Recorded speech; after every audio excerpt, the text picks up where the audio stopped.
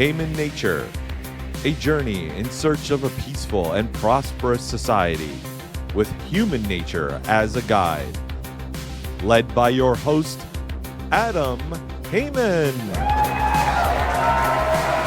Hello and welcome to Haman Nature. I am Adam Haman, and with me as always is what the hell is your name again, guy?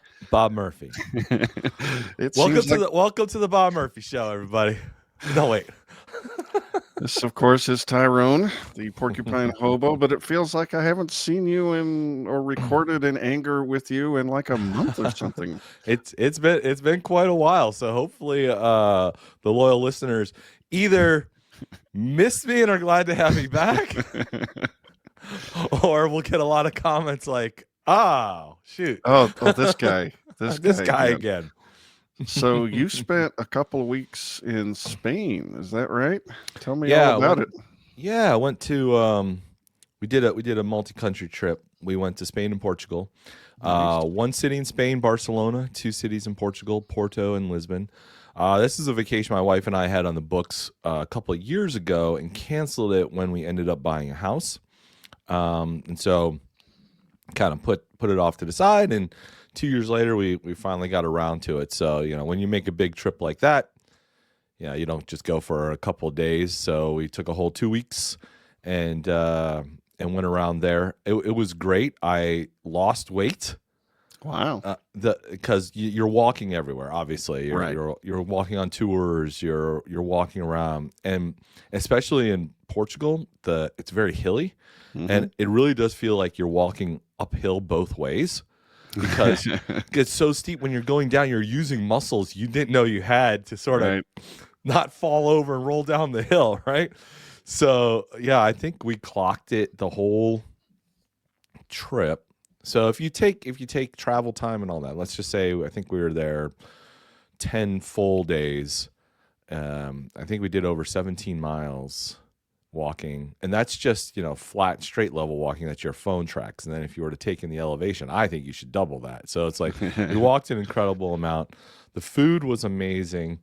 Have you ever been to either of those areas? 21 years ago, I took a card player cruise from Rome. It was 10 or 12 days from Rome all the way around to ended up in Copenhagen. Okay. And we stopped in Lisbon and 3 ports in Spain, whose names I forget, right on the coast there. Really, all I remember about those stops was the sangria. Yeah, I definitely drank a lot of that. And the food. Now, the food was amazing. I mean, it just... I love Europe for a lot of things. The coffee is just, you can't, I don't know what they do, what secret they have, but man, it's just the greatest. And the food is just so good for you. I mean, it just feels good when you're eating it. And, because it's rich and more flavorful, you fill up faster, you're not eating as much. Because you're walking so much, your body is exerting itself, so you sleep really well. And actually, that helps you not feel as hungry either. They don't have all that crap chemicals and GMO garbage and all that stuff. And it's like, you can eat the bread, man. Don't worry about it. It's like, but I seriously lost weight. And I was like, oh my God, can I just live this lifestyle? And then of course, as soon as I get back home, I got sick. I think that was partly from the trip, just sort of overexerting yourself. It was a little bit rainy and colder than we had expected. So I think it came down with something, and it just sort of lingered and lingered and lingered. Finally getting over that. So yeah, it's another reason we haven't recorded in a while, because last weekend I didn't have a voice. So So anyway, glad to be back in the saddle again from my travels and finally getting over the illness. But then you got a little sick too. So how have you been? How have you been feeling?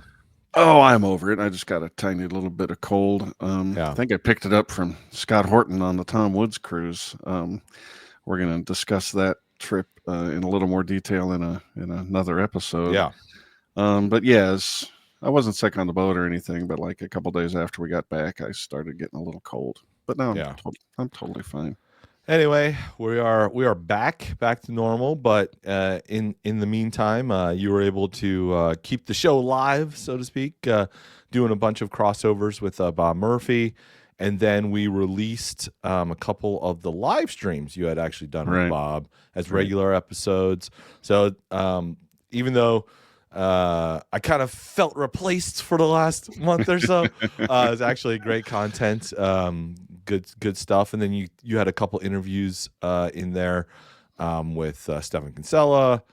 Your other show that you do, Natural Order Podcast. We have an episode out there about that you had did. So so we kept the content coming. You kept it flowing. So hopefully people enjoyed that.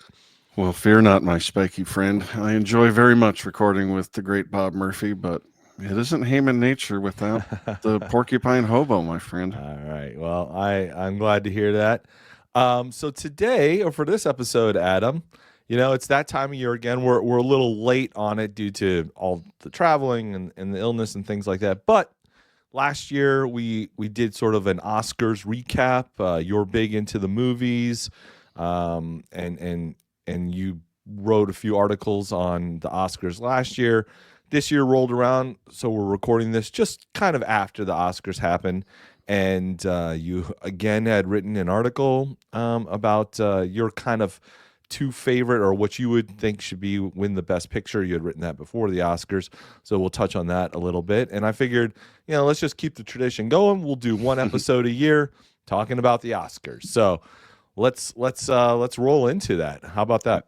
Absolutely. And yeah, for the listeners, I apologize. I know many of you probably don't care about the Oscars because it's Hollywood elitism and wokeism and awfulness. But I don't know. There's something about, I want the Oscars to be something good.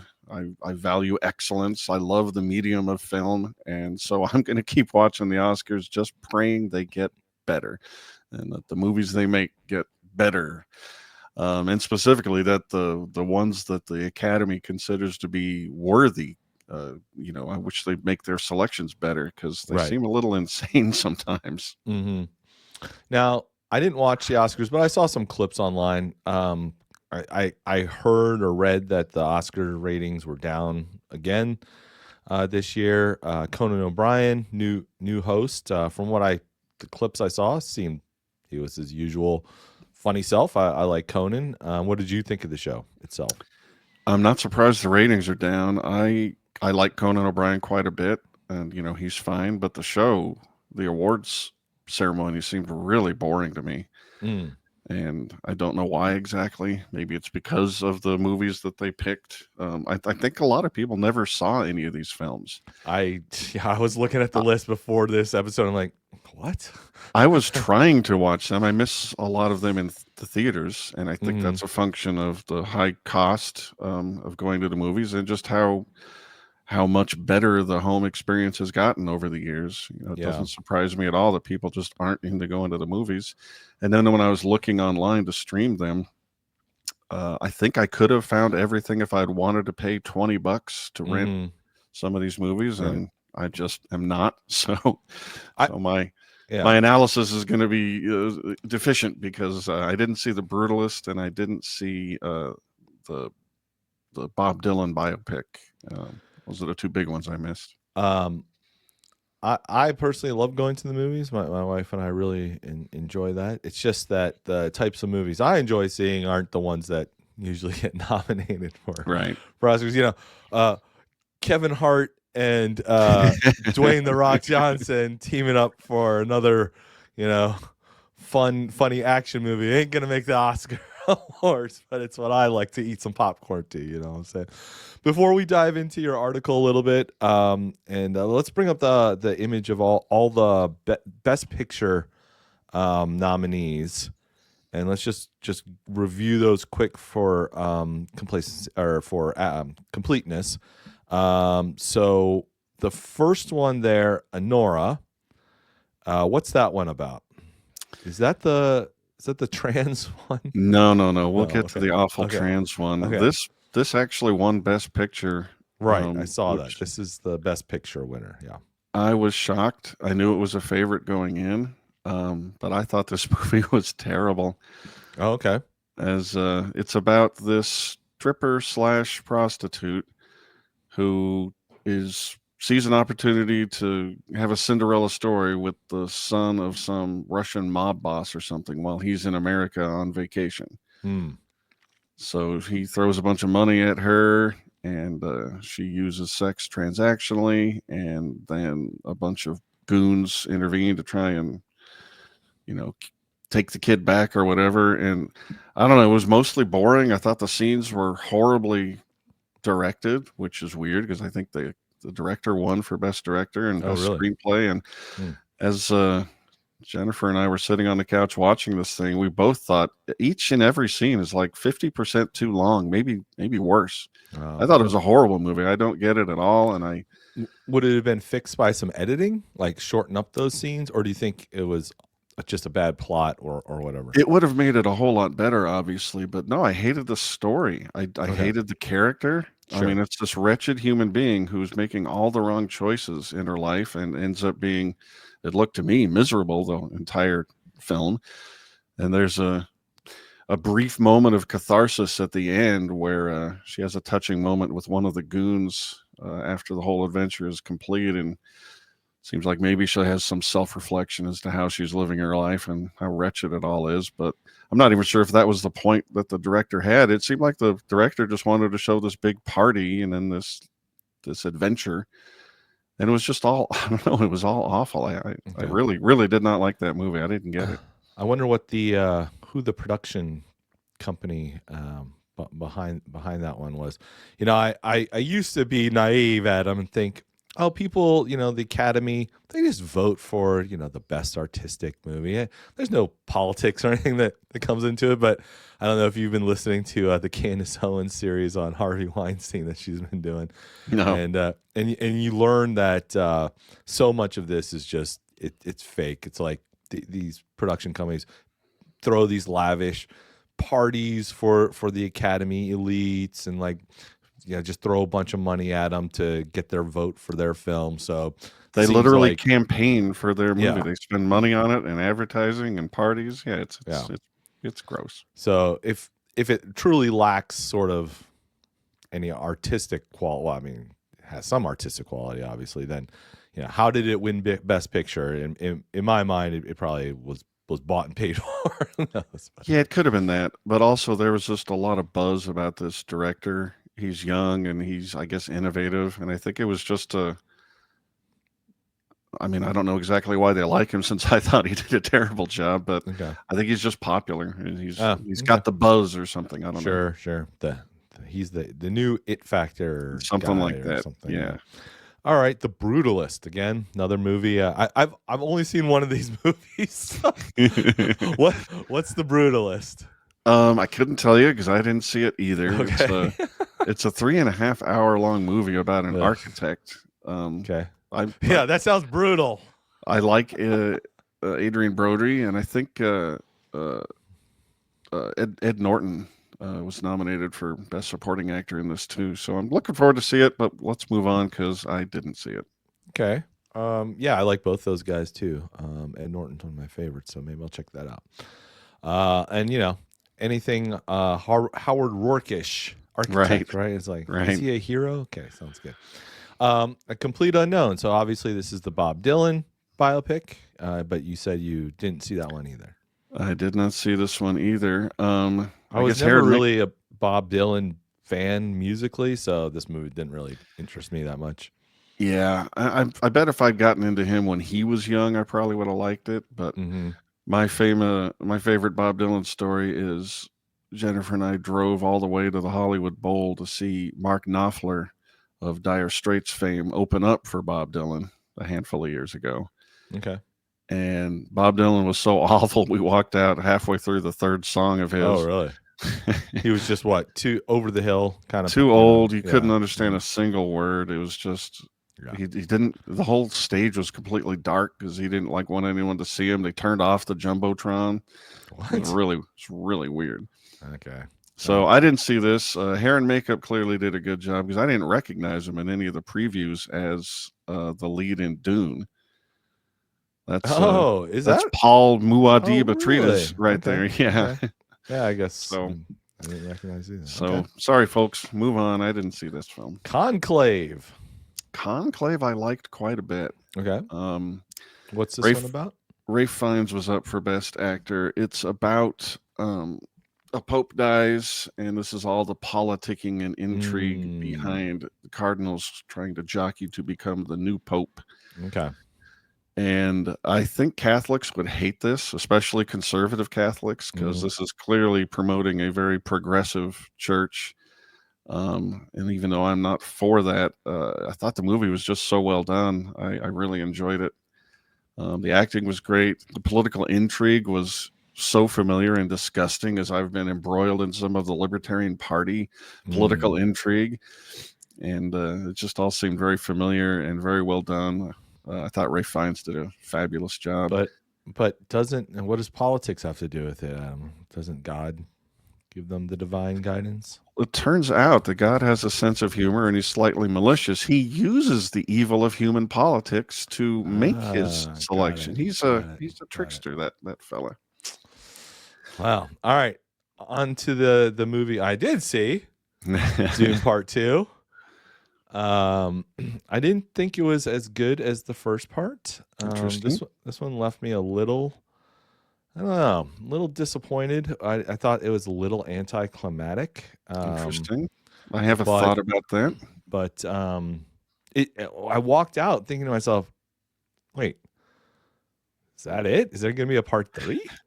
I'm like, I thought there was only a two-parter, and it just seemed like it didn't wrap up the story, because to me the first one, part 1, in my mind, they almost did like a shot for shot remake of the original film.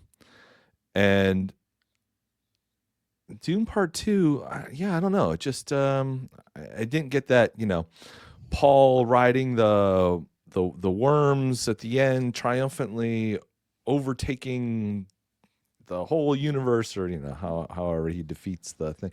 It just seemed unfinished, weirdly. I don't know. I agree that it felt unfinished. Also, walking out of the movie, I was sure they were planning on doing a part 3. Not that I looked into it. Maybe they're not. They're not. Wow. There's going to be another movie, but it's not a prequel. But it takes place. It's a different, I think, timeline-ish. There's currently a prequel being shot episodically on HBO or something like that. I haven't checked that out, but it's pretty good. I also enjoyed the first one more than the second one, and it's just my own particular bugaboo. But I get really, really bored when, like this happened in Lord of the Rings, when we're no longer having the individual's journey or the small group of heroes' journey, and instead it turns into this big, huge battle with hundreds of thousands of orcs. And I just get bored at that point, because usually most of the premises about the fighting abilities of all these people get thrown out the window. Right. And, a hobbit will wave a stick and 5 orcs fall over. And it's just like, well, you're just being silly now. Yeah. And there was a lot of that in this movie, where I just got bored when the scale got so big. I didn't care anymore. That said, I really loved both of these movies. I love this director, who did Arrival and Blade Runner 2049, I think it's called. Yep. So he's really good. It was shot beautifully, and I just love the story from the books. In the article you wrote about it, and so folks, again, you can check out Adam's articles on our Substack page. Just go to hamannature.com, hamannature.substack.com. You had mentioned you're a big fan of this director. How do you pronounce his last name? Is it just the Spanish? Like it should be just Villanueva? Or that's how I will go. Yeah, okay. Confidently, and assume I just have to be right because I'm an American. Although I feel like I've heard it pronounced more in a French way, like Villeneuve or something. Well, I'm American, so I'm going to say Villeneuve, and again, just a steely-eyed, direct eye contact, and you'll get away with it. So yeah, your article list. He directed Arrival, which I just rewatched recently on one of the plane trips we were on. Or at least I watched part of it because I do like that movie. Blade Runner 2049. Prisoners. I'm not familiar with Prisoners. Enemy, and I didn't realize he directed Sicario. Yeah, Sicario might be his best film because that one is just a banger. Yeah, sequel is terrible, but man, the first one was great. Yeah, totally agree. But you really liked it mostly. Your article here, you really focused on the visuals of the movie. So for you, it should have won some awards solely based on the director self. You point out you are particularly impressed by the bizarre, stark, and mesmerizing scenes on the Harkonnen homeworld of Getty Prime. So for you, this was just all about the visuals. I mean, not all, but he's famous for it, and it wouldn't have bothered me one bit if he'd won Best Director or Cinematographer or something like that. Do you know if they won any awards? Or... I probably know.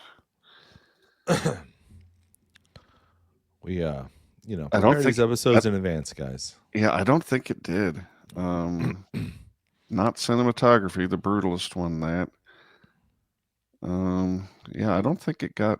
Okay. It might not have got anything. If it did, right. It doesn't stand out. Okay, let's continue then down on the picture to Wicked. So I did not see this, but I had every intention to because I loved the Broadway musical so much. I saw that when it was touring here, probably 15 years ago or something, and it was amazing. And so I really wanted to see it in the theater. Kind of just never got there. So it is my intention to watch it once it's on one of the streaming services for free, and then hopefully go see part 2 in the theater. I really wanted to see this one in 3D. I love going to see movies in 3D these days because the technology is so good now. It's like, it's not like the little red and green paper things that you got when you in the 80s, It's it these used cool, to be so bad. Yeah. It's these cool, like, plastic sunglass thing that are polarized or however they do it. And man, it looks so good. It's really elevates in my mind any movie. And this would have been a great one to see in 3D. I think with all the flying around and stuff. So, but this was also your second pick in your article that you thought should have won Best Best Picture. And you talk in your article how you were never really a fan of musicals, but you're kind of changing your mind, and this one sort of helped you along that way of your journey to get more into musicals. I love musicals. I can't. I'm not one of those guys that like can't stand them. I think they're great. But you were a little concerned in your article because of some of the woke controversy from the lead actresses. Actually, you see this online a lot by some of the conservative podcasts like Nerdrotic or Drunk Critic or some of those guys, over exaggerating, how woke the actors are and kind of like it's just going to ruin the movie.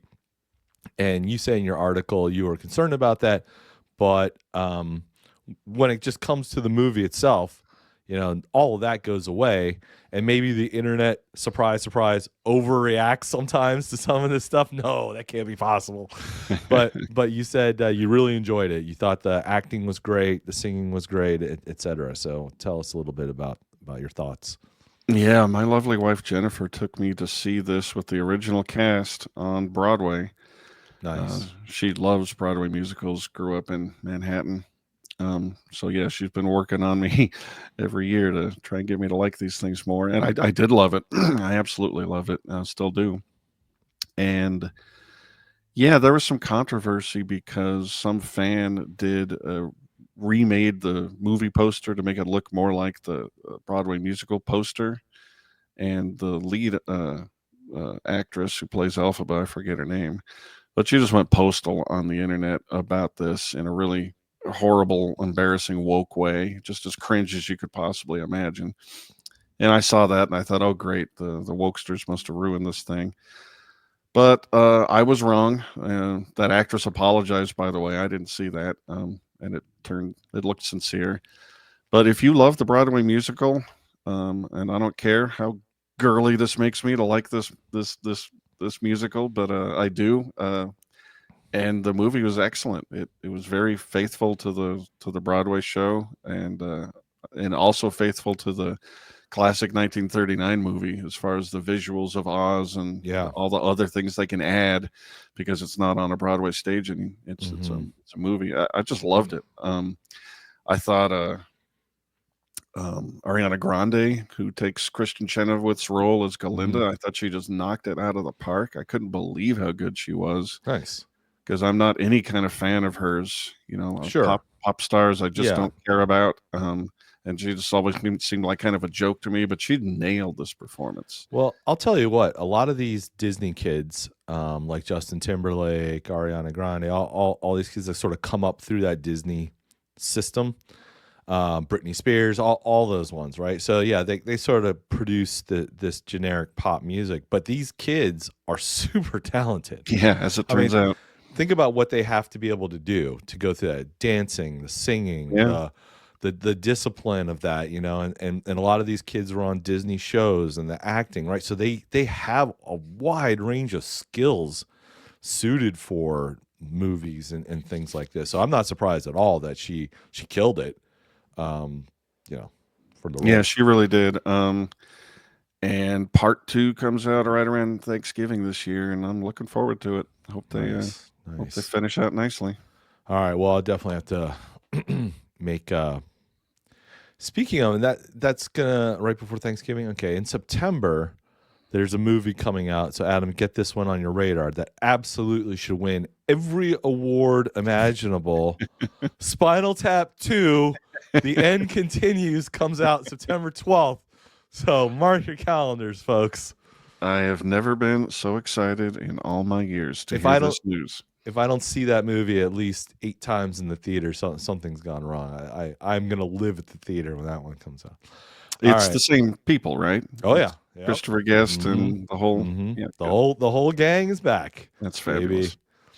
If you haven't seen it yet, Adam, which doesn't sound like you have, just go online. So you remember Paul Schaefer was in the original, right? And he played like the promoter. So they just did like an 8-minute thing online where Paul Schaefer reprises his like character, and Derek Smalls, why can't I think of the actor's name? The guy that does the voices on The Simpsons and he plays the bassist. No.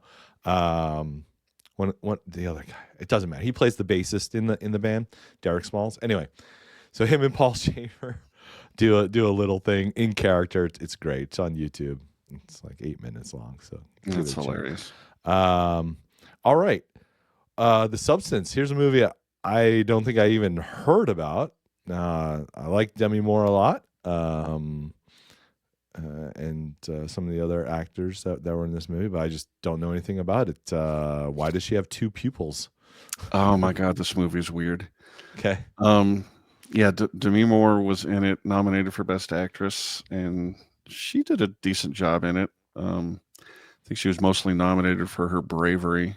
I think she's 60 or in her 60s, and she's naked a lot in it.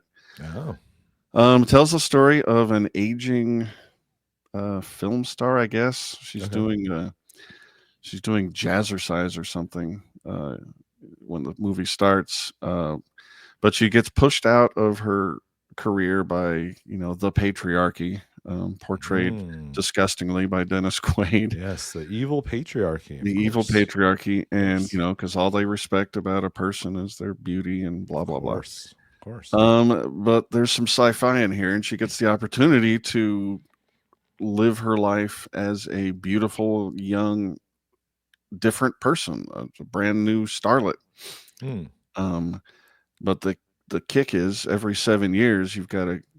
It's really disgusting. You drink this fluid, and then the new you just pops out of your spine. I mean, your back rips open, and this new person pops out. Okay. And then you have to put your consciousness back in your old body every 7 days without fail, or bad things happen. But since this aging actress can't stand her old body, she starts to try and cheat the system, and horrible things occur. I'm not going to tell you all about them. It was an interesting movie. Worth watching or just weird? I don't know. Is it weird for weird's sake? You know how some art house movies just do weird stuff because there's not like a real plot to. I sort of think all these things are worth watching just because they were all nominated to be Best Picture, and that's a sign of our times. It says something. It was interesting. I thought it went on way too long. Sure. The moral of the story is, I guess, don't be shallow. Have more to your character, or don't put yourself in a situation where you no longer have value when you get old. Okay. But they just hammer that point like way, way, way too long. Sure. I thought it was self-indulgent. Again, the director, I think, was nominated as well, and I didn't get it. I thought the director made horrible choices and went on way, way, way too long. Okay. Nickel Boys. I saw the preview for this one, and I remember I wanted to check this one out, but I think that's I'll just wait till it's on a streaming service type of movie for me. Tell me about this one. I don't really know much about it. I can't. You know more than I do. I don't know anything about this movie. Okay. Never mind. Skip. Moving on. Nickel Boys. Nickel Boys. Love it. Go see it, everybody. Best movie. I'm Still Here. I don't even know what this one's about. Yeah, I had the same problem with I'm Still Here as Nickel Boys. I didn't see any place where I could watch them. And I don't know anything about them. So, all right, then we'll wrap it up with the big controversial one, I guess. Emilia Perez. Oh my Lord. Again, I only know what the podcast internet says about this kind of stuff. So I'm more interested in knowing your opinion because, again, I haven't seen it. Well, last year I was kind of optimistic that maybe the woke tidal wave in Hollywood was ending. Yeah. Because Oppenheimer was nominated for everything and it won everything. And the few obviously woke nominations just got completely snubbed. And I was like, oh, good. Well, they're honoring, excellence. Fabulous. Okay. And then this horrible thing, Emilia Perez got 13 Oscar nominations. To put that in perspective, the most any movie has ever received is 14. And 13 has only been achieved 3 previous times in All About Eve, La La Land, and Titanic. What movie got 14? I did not write that down. Way to go, Adam. Yep, thank you. Also, Oppenheimer, who won last year, had 13 nominations, and it was amazing, right? A complete powerhouse. So this movie should be as good as that one, right? Yeah, no, it's terrible. Okay.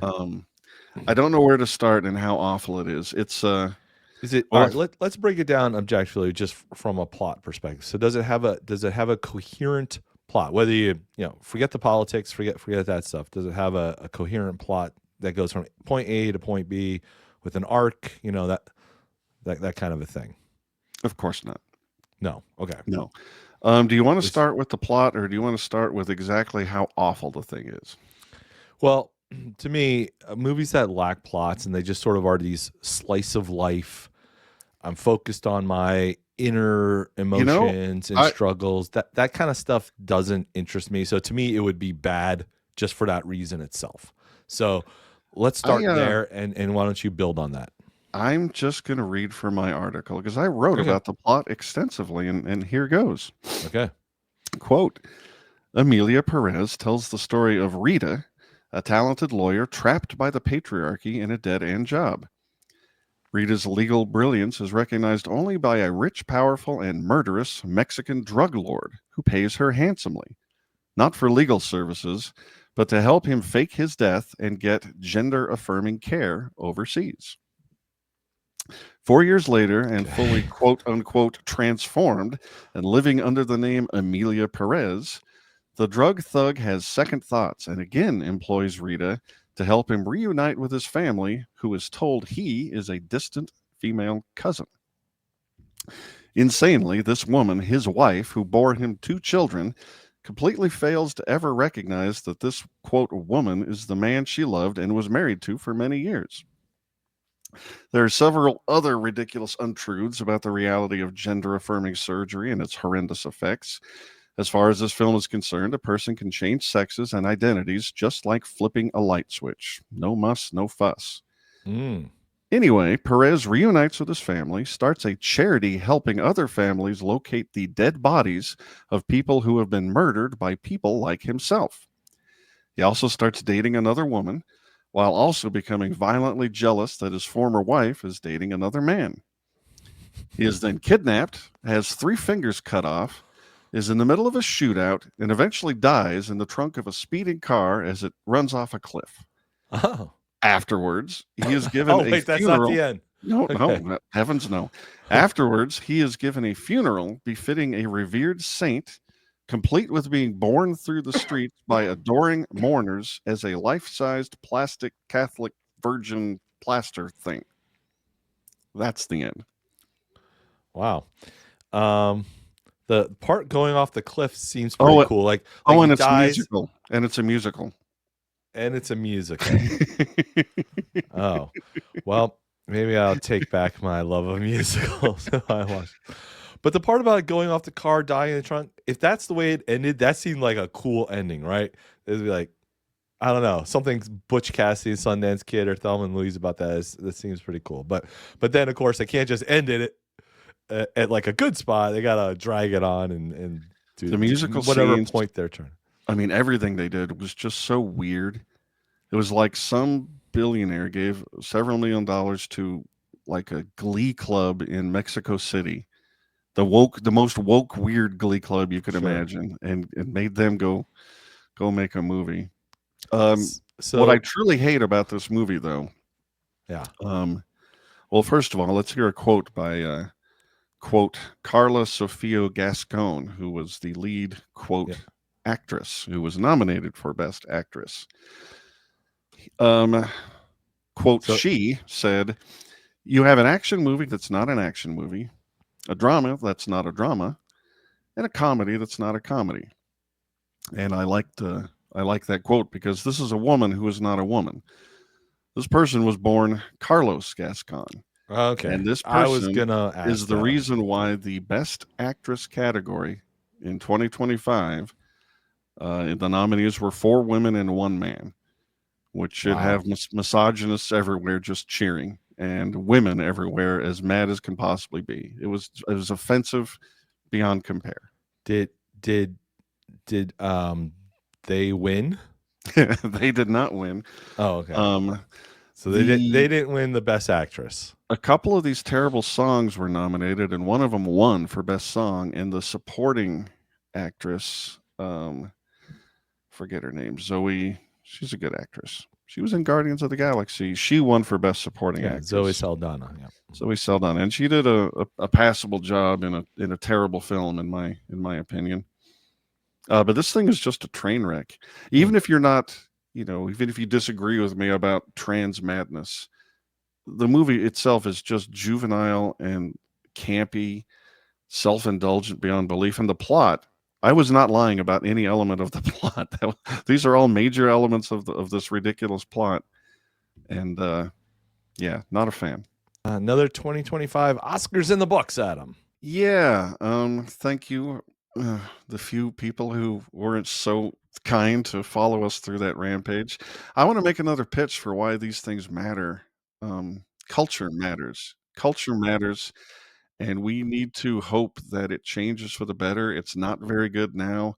As we talk about a lot on this show, our society has far too high a time preference.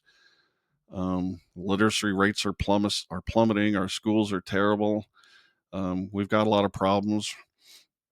We're over 36 trillion in debt as a as a government.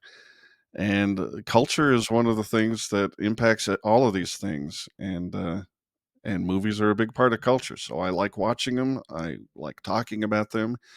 And when things are awarded or nominated for recognition of excellence, I think we should talk about it because it's a symbol of where we're at as a society. All right. Well said.